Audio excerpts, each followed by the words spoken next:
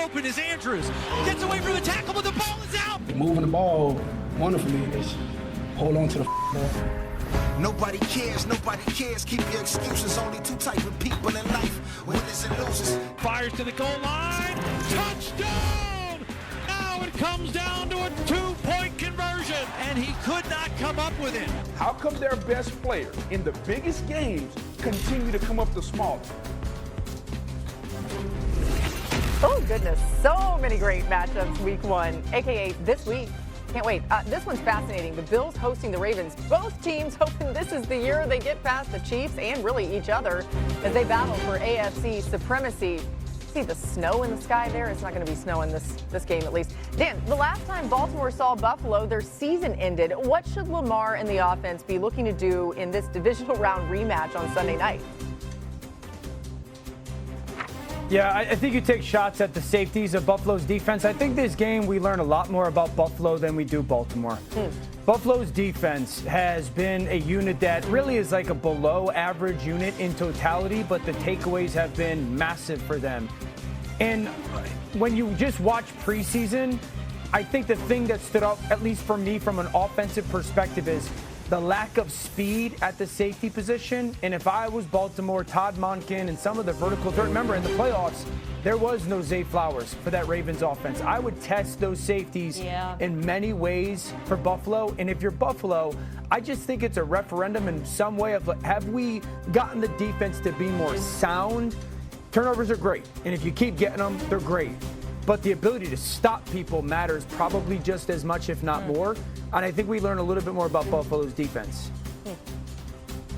Yeah, Dan, this is a defense that was really dependent on turnovers last year. It's kind of what kept them closer to average. Yeah. But outside of turnovers, they were one of the worst third down defenses in the NFL, really struggled to stop the pass. And I fear those struggles might continue early on because you talked about the safeties, and I agree with every point you made. I don't know who's playing cornerback for Buffalo in this game. Maxwell Hairston, the first-round draft pick, is injured. Travius White has been injured. Christian Benford, who's their star cornerback, has an injury. Even if he plays, you're looking at weaknesses opposite him and potentially if he's injured with him. So I think for Baltimore, this is one where you are going to want to air it out. And if Benford plays and he's on Flowers, you throw to Bateman or vice versa. You're going to have to hunt for weaknesses. What you got to do is just avoid turnovers, which have been costly through the air in key moments. But I think there will be opportunities downfield, whether it's throwing at the corners or the safeties, where Baltimore loves to feast over the middle of the field. Y'all, I love the matchup. I love that we're going to see two AFC playoff teams, phenomenal quarterbacks match up in week one, but it don't matter. Like this for me is whoever wins this game, they're going to play each other again, most likely. Or down the road, we'll figure out who these teams are. Right now, the Ravens do have an advantage from an offensive standpoint, like you and Dan alluded to. Offensively for Buffalo, we know Josh is there. They got their running back signed. We got all of this information on both of these teams. I think the bottom line in this week one game is we're going to see what the new iteration of these teams look like. And to y'all point, with that secondary in Buffalo, people are going to find out, is it a strength that they're building or is it a weakness? With the Baltimore Ravens, they had, I didn't realize this. I talked to research. The Ravens they had a high drop rate last year as an offensive football team. They were explosive in the run game, explosive in the pass game. Obviously, Lamar had a lot to do with that. But this team has to clean up things that bite them in games, not only in playoff games, but in games in the regular season. When we see the Ravens perform bad, it's usually self-inflicted wounds or a secondary that played horribly early part of the season last year. So there's a lot of things we can learn about the new Buffalo Bills and the Baltimore Ravens, but ultimately, we know that both of these teams are going to be trying to knock on the door to make it to the Super Bowl, and week one is just a great matchup to see what's new about both of these organizations this year. Yeah, Mina, quickly, what are you looking to see from Josh Allen coming off the MVP performance? And obviously he wanted more because he wants to get to the Super Bowl, but what kind of statement does he need to make week one? I'm less interested in Allen, who just has to look exactly like he did last year, and more, can either Dalton Kincaid or Keon Coleman take the lead? I've been saying this. I really want to see one of these young Bills pass catchers step up, particularly against man coverage. I think Baltimore will play a decent amount. That, to me, is going to be the difference in the end. Allen, just keep playing exactly like you've been playing. Yeah, we'll see if he can do that. That'd be impressive. Correct. Time for one more thing before we go, you guys. What a great story for Josh Hines Allen and his family. His son Wesley rang the bell this week as he conquered leukemia. The family's battle leading the Jags linebacker to announce a new initiative, Sackathon for pediatric cancer. He's going to donate $410 for every sack the team makes this season. The donations will be spread across 4 cancer charities. Just incredible work and amazing for this family. Congratulations to Wesley as well. Marcus, that's so cool. It's phenomenal to see. Look, you never want to get this information about your children, but you know, the doctors and the people that put the time in to bring these kids back and make sure that they're healthy and they can ring that bell, we got to give them some credit and shine too. And shout out to Josh and his wife. I know it was a difficult time, but they got through it and their son is healthy and he's ready to rock on the. Yeah, the number 1 pick, Cam Ward, and talk about a ridiculous challenge. He's playing the Denver Broncos. Cam Ward is the first pick in the NFL draft that, you know, we obviously did not talk about enough in respect to where he was drafted. He's looked at times really impressive this preseason. He has thrown the football down the field. This young man does not like checkdowns. I want to just see how he performs against Denver's defense. Denver's going to have a top 3 defense in the NFL. If he performs well and looks like he belongs, that is a beautiful sign for the Titans' future at quarterback. How can you not be excited about Travis Hunter? I mean, potentially we're seeing history with him playing on both sides of the ball. But I'm going to focus on offense, which I think is going to be his primary focus in this first outing.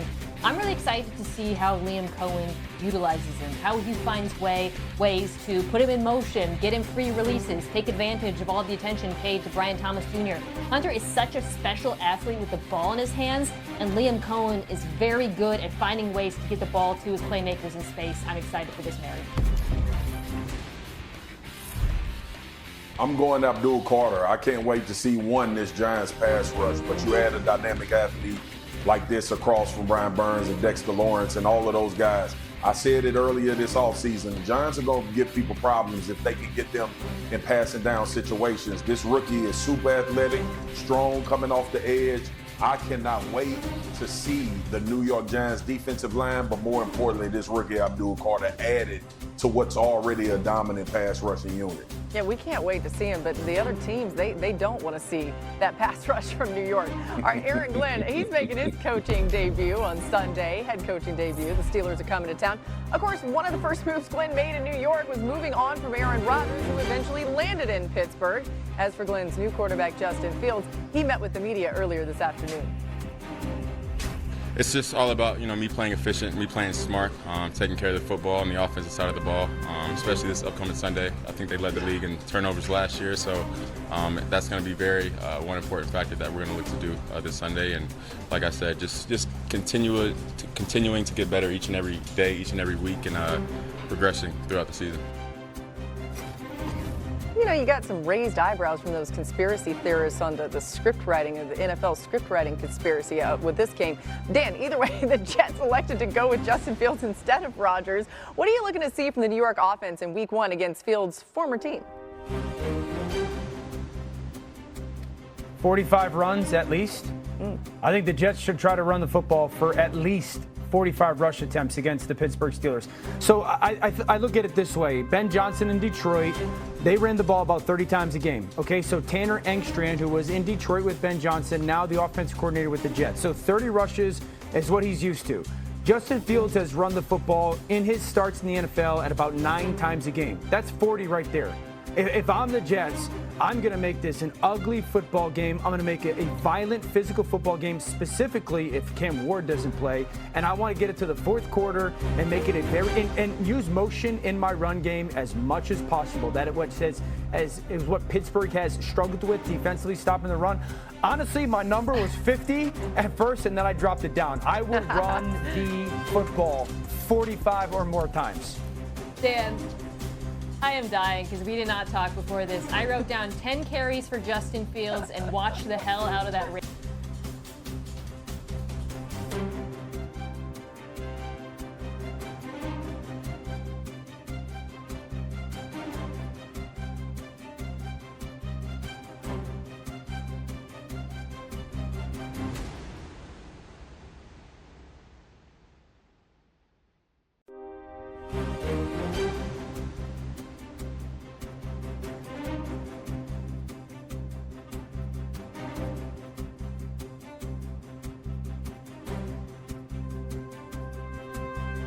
you.